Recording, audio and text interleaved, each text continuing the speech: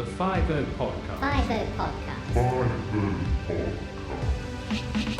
Hey everybody, welcome back to the 5-0 Podcast. It's your host Haley, and today I'm really excited. I'm here with Seth, aka the Texas Detective. You may recognize him from social media, but the real Seth is a hardworking police officer with almost a decade of experience. And he's most recently working with crimes against children and internet crimes against children, which we will get to talking about in a little bit. He's also active in many other areas in his department, serving his community and upholding the vows of his profession. So for our listeners who don't already know who you are, give us a little bio about yourself, and then we will peel back the layers of everything we talked about above and more. Okay.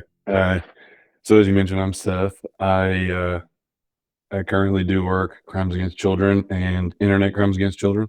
And I apologize, I kind of sound a little funky. I think I have some kind of allergies or going around right now. picking something. So, but I work the crimes against children and then the ICAC, which is internet crimes against children. I've been in law enforcement for 9 years. This year is 9 years, all in the great state of Texas. And then I serve on our crisis negotiation team, our honor guard team, and then also as a field training officer which I'm not currently working patrol, but whenever I do, that's what I kind of get to dabble in a little bit. So, but yeah, aside from that, I'm a happy a dad. I've got 2 girls and happily married. So That's awesome. Girl dad. I love it. I love when like these like hard like cops get daughters. I'm like, this is your karma. Like this is gonna soften you up a little bit, right? Yeah, for sure.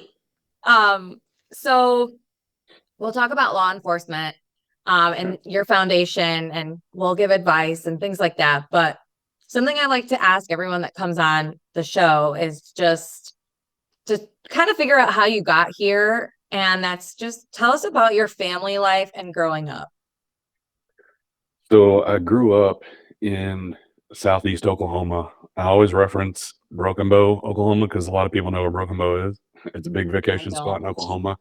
Yeah. I mean, I've even been in New York just on vacation and stuff, and I'll mention Broken Bow, and people are like, "Oh, I have a cabin there." So it's a bigger place than I imagined it to be. But so I grew up there. I moved from Oklahoma in 2016. That's whenever I started law enforcement. So my wife, who was my girlfriend at the time, she pushed me to follow my dreams of being a cop, because I know whenever I first got the offer to move to Texas and work in an apartment, I told her that I may not do it. I was like, we've only been dating a few months, and I feel like that's going to jeopardize our relationship. But she said, hey, if it's meant to work, it'll work. But you've told me how many times you want to be a cop, so do it. And here I am. So I love that. I'm the first police officer that I can think of in my entire family. So that's important too, because like, you know, when you're the first, and we'll talk about it a little bit, sometimes you get pushback and sometimes you don't. But so you guys moved to Texas together, like you both were in Oklahoma? Or yes. She was in Texas. Okay. Yeah, she so you guys took a leap of faith. And we did. Yeah, that's amazing. Yeah. So she's telling you, be a police officer, you want to be it so bad. So what inspired you to want to become a police officer? Honestly, it sounds very cliche, but it's something I always wanted to do. Growing up, I wanted to do I think I wanted to do like a state trooper position. Like Oklahoma Highway Patrol was always the big thing in Oklahoma. But as time went on, I was like, I feel like I would like to do more than just accidents and working tickets and DWIs and things. And so started looking into like municipal work, and everything kind of just fell into place. But it's always, I felt like maybe been a calling, because it's always what was most on my mind about what I wanted to do when I got older. Yeah. I feel like no one has like the perfect answer of like, why did you want to become a cop? And it's almost like the worst question to ask, but like, Yeah. I have to ask it. But like, Sure. no one has that perfect minute where they're like, this, it's just like like you said, like a calling that you just have. Hmm. So when you said, okay, I'm going to do it, I'm going to become a cop, did you have any pushback from family or friends when you decided to choose this career? No, I remember back whenever I was talking about it, I was a lot skinnier, and I wasn't really working out, which I really like to work out now. But back then, my grandpa, he had told me, he was like, "You're too skinny to be a cop." So I was like, "Okay." That was probably the biggest pushback that I had, but everybody was pretty supportive. So everybody, like my parents, my uncles, my grandparents, everybody's a big supporter of the police. So nobody ever That's just got good. into the line though. So So they're probably really proud because you're the first yes, and ma'am. you actually did it, you made it, and you gained weight. So that's you're like, Yeah. okay, he can hold his own now. Yeah. So you've been in law enforcement almost 10 years, and you told us a little bit about what you do now. Tell us your background in policing, some of the areas that you've worked, and then we'll get into like what you're focusing primarily on now.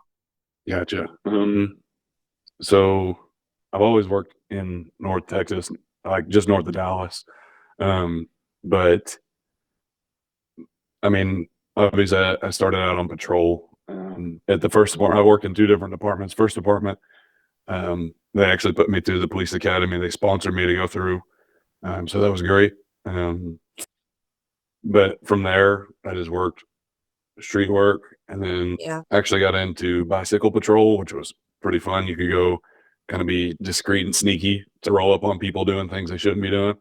Um, so from there, I also joined into that department's honor guard, and so a lot of just street level work. And then before I left that agency, I was doing a little bit of like on my time off, I would go up into the criminal investigations division, and I was assigned some cases as like a part-time detective. So it was pretty neat.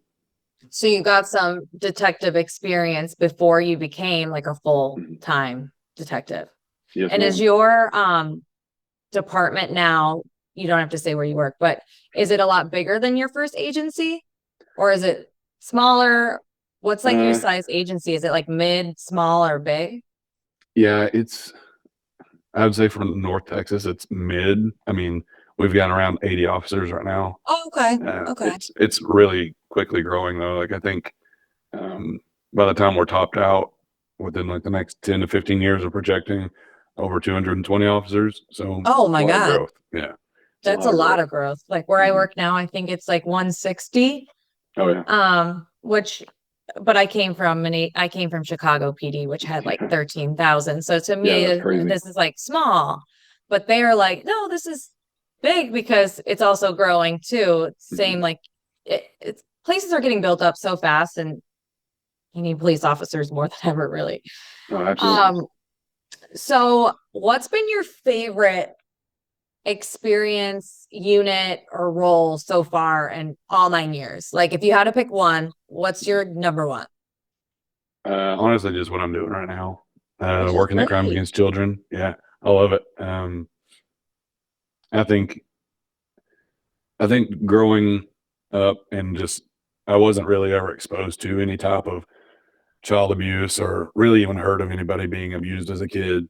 But getting into law enforcement and just doing the patrol work, you see it, and then you're like, oh, I want to help these kids. So I think honestly, just what I'm doing right now is my favorite. I mean, it's it sucks the cases that you get, but I'm thankful to be in the position that I am to work them. So I know it takes like a very special person, and I have talked to people who do it who don't have kids, and they're yeah, like, I don't know how I would do this if I'd had kids. And then I talk to other people like you who do have kids, and they're like, I do this because I see my child like in yeah, these kids and I want to protect them. So absolutely. is it harder that you have children? or does it make you more like passionate, or maybe both? It depends. Like if I'm working a case that's around my girl's age, then Right. I can kind of relate them a little bit. But honestly, I think it motivates you to work on more because I get to see the great life that my kids get to live. And whenever there's somebody who they're not treating their kids to how a kid should be treated, and the kid doesn't get to even experience the same things, like maybe not the exact same things, but even just a level of happiness that I think every kid should have, and a level of love that every kid should have. That just motivates me. I'm like, makes me want to be a better dad, but Yeah. also go and try and help these kids out of a situation. So It's like quality of it can be life. hard, but it's good. So Yeah. Yeah. And then there's internet crimes, which I did a little bit of that when I was in school. And I know like the dark web is a really fucking scary place. yeah. Do you have to go in there for your, I'm in there like it's a place, but do you have to go like do stuff on the dark web for the internet crimes? Or Well, most of mine, I primarily just do the like physical and sexual abuse of kids like within my city. okay. But Okay. the internet crimes that I do, they come in the form of cyber tips from the National wow. Center for Missing and Exploited Children. So are you familiar with how that works? Yeah. Yeah. Okay. So If you want to like, explain it a little to the listeners. sure. So we get these cyber tips that are generated from like different websites and social media platforms like Snapchat, Instagram, Discord, Roblox, all these different things where you can chat with anybody or share pictures. Which let me just, I'm not to pause you there, but it's just so crazy. Like when you say Roblox and stuff, like these are games that you're like, for my listeners, like these are games your kids are playing, just like games, right? I'm video games, but you can chat with people on there and things like this happen. Sorry, continue. Yeah, no. And to that point, my oldest daughter, she plays on a softball team, and her teammates were talking about Roblox the other day. So I talked to their parents, and I was like, "Hey, just so you know, like it seems so innocent, and most of the time it is, but that's how these predators they get on those things, and they can exploit kids because they're easy to manipulate. But Yeah. but like Roblox, most of theirs are that they report are like online enticements, and so if there's a conversation and the administrators of Roblox or whatever see a conversation that looks inappropriate and they think that they're communicating with a minor, they will generate a report to the National Center for Missing and Exploited Children, and they will basically it's like they attach the conversation to it, and then from there, the National Center will send it, which our hub is Dallas, and then Dallas will send it to whatever municipality it's pinging from with the IP address. So Yeah. And then you do like the investigating on what information has been presented to you, basically. yeah, we get like the IP addresses, and we will hopefully, most of the time it works out this way, we will be able to identify a residence where that stuff was being looked at or communicated, and then from there we go to search warrants and interviews and all those different things. Do you see, so also for our listeners, do you feel like when you're, let's say you work a case, you get the IP address, you get the address, you get their computer or their phone, and you have all these messages, do you still see like not that it could ever be positive, but like, do they get locked up or basically their punishment as much as they should? Or is it still something that's kind of hard to prove because it's like cyber?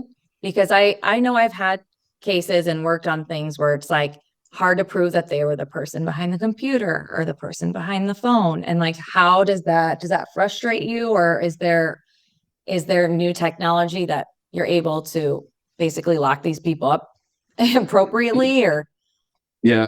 So I'm basically, by the time that I go and do a search warrant at someone's residence, I almost am pretty positive of who the person is. right. Because most of these sites, they will provide you with device IDs and all these different things. So if I know I'm looking for a Samsung Galaxy or an Apple iPhone 12 or whatever, if there's only one person in that house that has that, it really narrows it down, and then I can focus all my attention on that person. But honestly, and it's not so much just my interviews, but some of these people that just are really willing to talk about what they've done, and so everybody Yeah. I've gotten, they've admitted to it. So They want to like get it off their chest, right? yeah, and Yeah. it's almost like they're bragging. Oh God. And like they'll sit there and they'll tell you everything, which I mean, there are the ones that won't and they don't want to talk about anything, but the ones that I've dealt with and the ones that I've seen through to the district attorney's office, they've all told me what I wanted. So Wow. it's pretty That's a lot. That's a lot of pretty work. crazy how their minds work, I think. But Yeah, it's I don't know if I could do it. And I know a lot of people probably wouldn't be able to do it.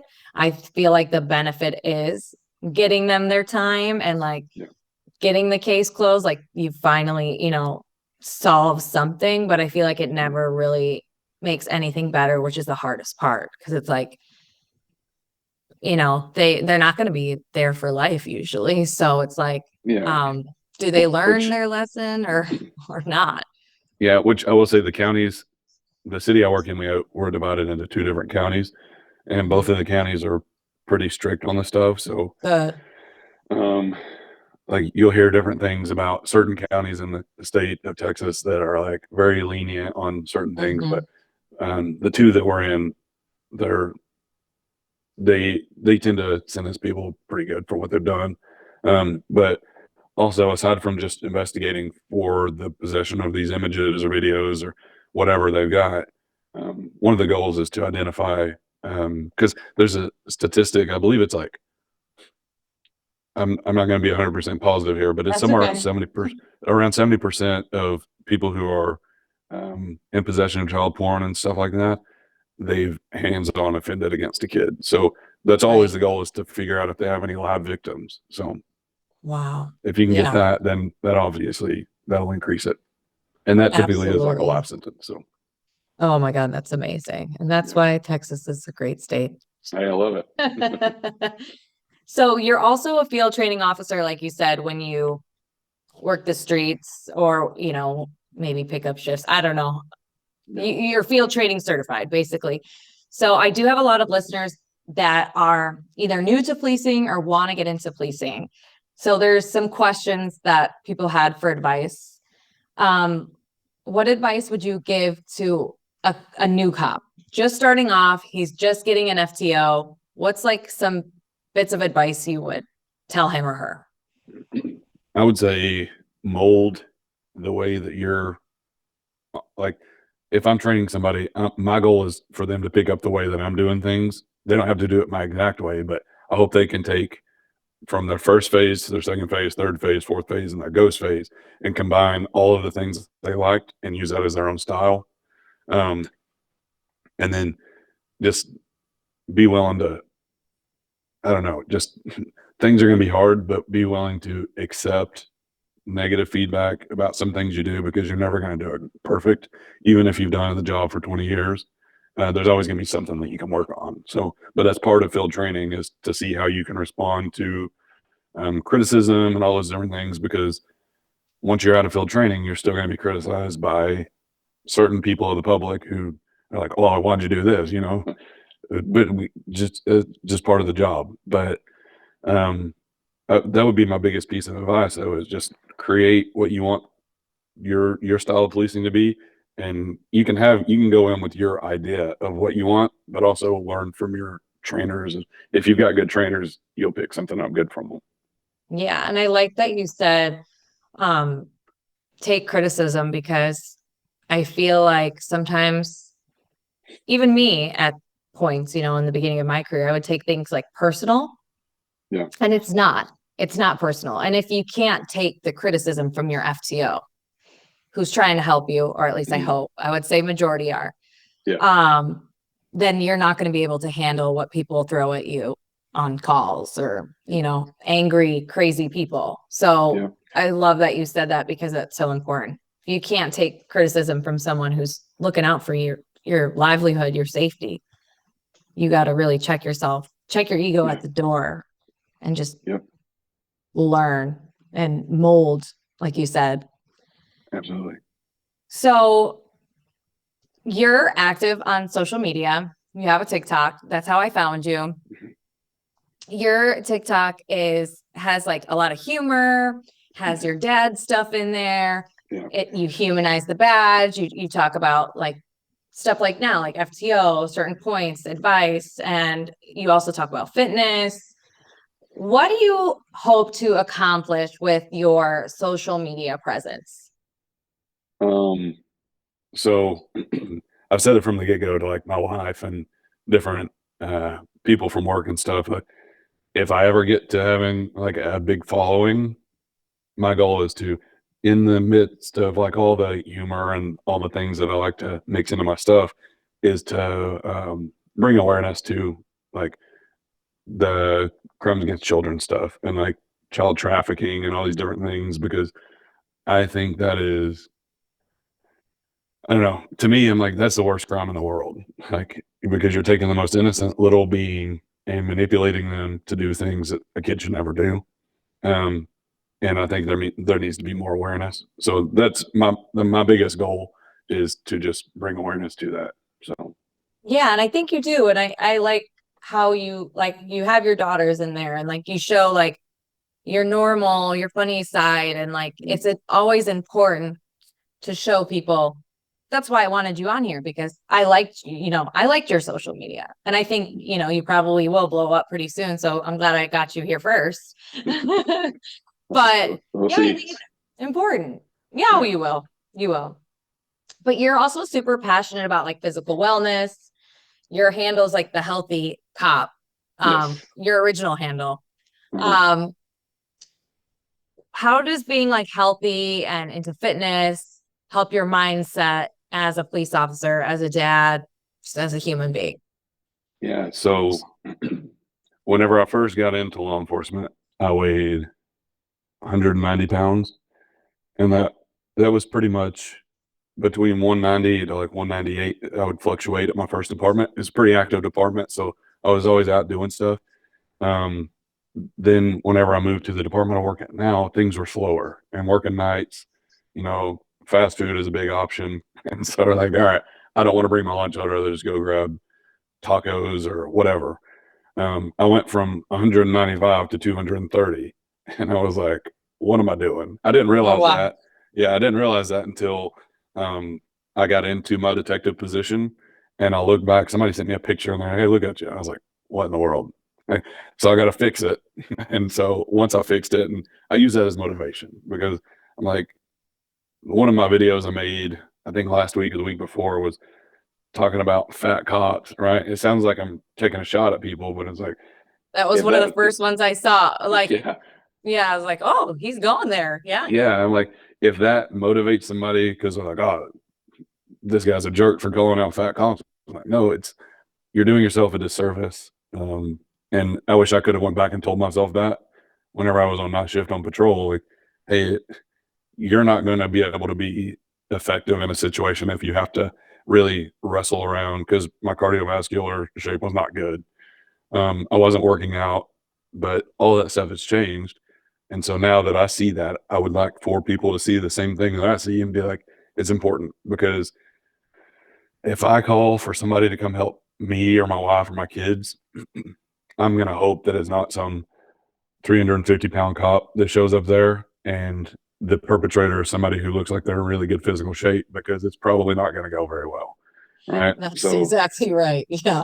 That's my thing, is like, if you're going to help somebody be able to do that, like, that's our job. If we can't help ourselves, we can't help other people. So yeah, no, absolutely. I was like, this is shock value, but I like it, like that video. But it's true. Like, it's true. And I had my struggles up and down with my weight as well. I lost 65 pounds, and a lot of it was, from just like you're saying, working nights, not packing my food. Like, it's such easy changes that we can make as officers. And I'm sure most people have gyms at their PD too. So it's like, even your 15-minute break, like I just started working out on my 15-minute break. So you can incorporate a lot of things to help better yourself. Absolutely. It comes down to your mindset, honestly.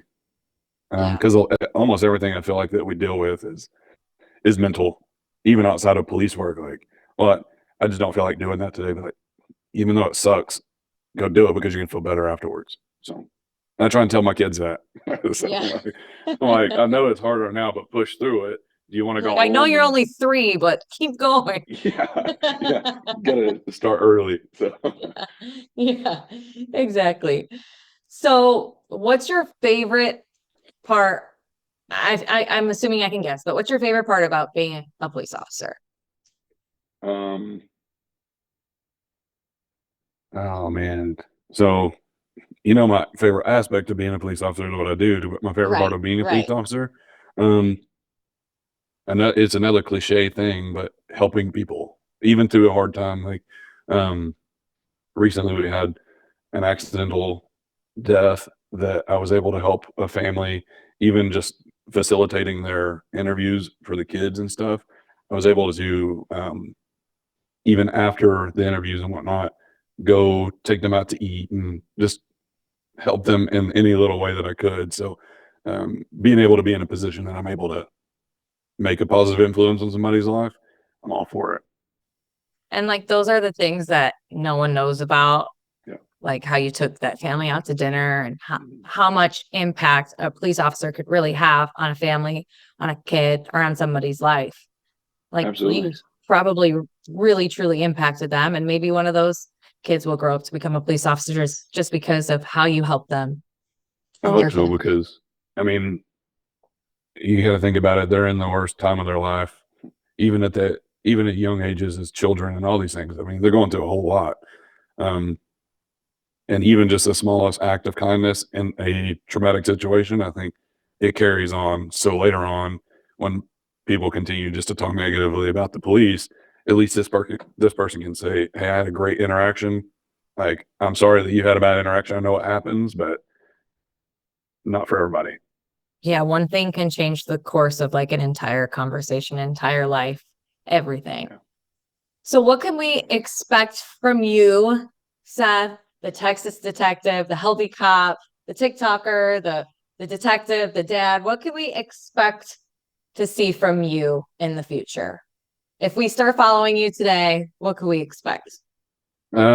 Honestly, I've got a few drafts in my TikTok for it's almost like a little series on different things from going to the academy to, um, just kind of hitting things that are hot topics, right? Or hot takes, such as like police training, because everybody has an opinion about police training. Oh yeah. And that's one of my things. I'm about to post a video sometime this week, um, about like everybody has an opinion, but does their opinion really matter? Because if they have an opinion and they don't really even care about the police, they just complain to complain. Um, it, it doesn't really, their opinion doesn't matter. But the ones who really care are like, hey, go find a department, especially if you're going into law enforcement, go find a department that sees the benefit and the value for training. Um, and those are things that like I think are important. Like I wouldn't want to go work for a department that will not send people to training. Like if you don't want me to get better, well, I'm working here. But that's what I'm planning on doing is creating 100%. a little Yeah. series to kind of talk about different things that people have an opinion on with police work. Yeah, Try and I think clarify it. that's good too, because there are a lot more probably guy cops online than like you see, but like to actually like humanize it like you're doing and like showing like, oh, my dad and this and that, like I think it'll be really beneficial for other people who want to become police officers. And like you grew Yeah, up in a smaller town and like you move, like there's so much benefit to like just helping people yeah, on their journeys. So yeah. is there any final takeaways you could leave our listeners with? And then where can we find you online? Where can we follow you? Um, so obviously online, the only thing I really use is TikTok, and it's the Texas Detective, and my at is the Healthy Cop. But the biggest takeaway I think to me is, could I drop a little bit of a statistic here for crimes against children? Please, All right. absolutely. So there's like I guess the title of it would be "How Big is the Problem for Child Abuse?" Um, so just in the U.S., 1 in 4 girls and 1 in 13 boys in the United States are estimated to experience child abuse. That's from the CDC. So it's like it's crazy. Um, for me, I live in a girl household, right? I'm the only guy. I've got 3 girls. Um, we're about to house a um, foreign exchange student.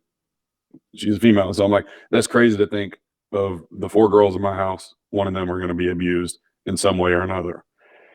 Um, Wow, when you put it it's like going to be that my too, job to make sure that doesn't happen, right? But right? that's just kind of, I don't know. I feel like it's kind of one of the hardest things is a parent trying to prevent something from happening.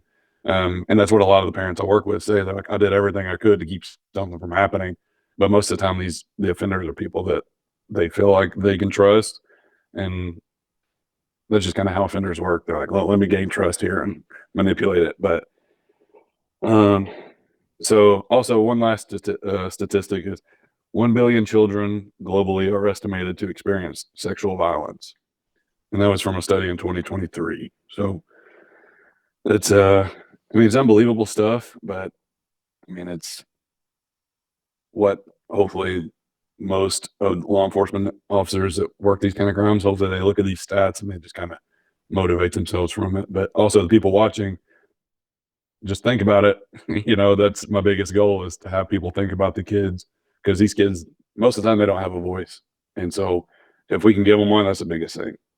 So Yeah, absolutely. And I want to let you go, but I do want to ask you one more question because I feel like this oh, led you're into fine. one more question. You sure? Is there like one piece of advice that you can give a parent who has like young children of maybe just something that they could do maybe on a daily basis or just anything that they could do to help protect their child? Yes. So I'll give an example of a case that I had. Obviously, I can't give out names and all ages and all these things, but um, they've got to monitor even the young kids who have iPads or whatever. Monitor what they're doing. If you don't have parental controls, put parental controls on there. There's different apps like Bark and all these different things that you can put on your devices. So whenever your kids are in a conversation with somebody and it's getting sexual or just inappropriate at all, it'll give you notifications. But um, I had a case where this little girl under the age of 10 was on an app on her iPad, and it was a kid's app. I believe the name of it was Zepeto. I don't know if I'm saying that correctly or not, but she's on this app. She's created her avatar. She's talking to who like she thinks are her friends. Well, this one person decides to send her a message and then they start talking back and forth. That person then convinces her to and instructs her how to create a different social media platform where they can exchange photos and videos. And from there, the friend from Zepeto exploited this kid in every way that you can think of. Had this kid Oh my do God. everything you can think of. Turns out the friend was over the age of 35 and just he's been doing it to kids all over the nation. So that's my biggest thing is monitor what your kids do. I have a 9-year-old. She constantly says, I want a phone. I want a phone. I want a phone. Like, it's not happening. Like, I mean, maybe when you're like in high school at some point, we'll discuss this, but um, even on her apps, like on her iPad and stuff, there's parental controls and she can't have certain social medias and stuff like that. Like, she has one where she can communicate with just her local friends and that's it. But just be very aware because people, as much as we as parents think we know about what our kids are doing, these other people are like 10 steps ahead of us on how to exploit the kids. So pay attention. That's awesome. Thank Yeah. you for sharing that. I think that's going to really help a lot. And I've heard of Bark before, Yeah. so I'll definitely put that like in the info for them to get. But thank you so much for being here. I know Thank you you're for having me. busy. You have a lot going on. But I'm excited to see where you go with your social media and how much you're helping. You're doing all the fun stuff, but at the end of the day, your goal is like much bigger than that. And Absolutely. I greatly appreciate that from your heart. And I'm just so glad to showcase awesome people and police officers on my platform. So go give them a follow. I'll give them all your info in the bio. But thanks for being here with us. I really appreciate you. Thank you so much. Be safe. You too.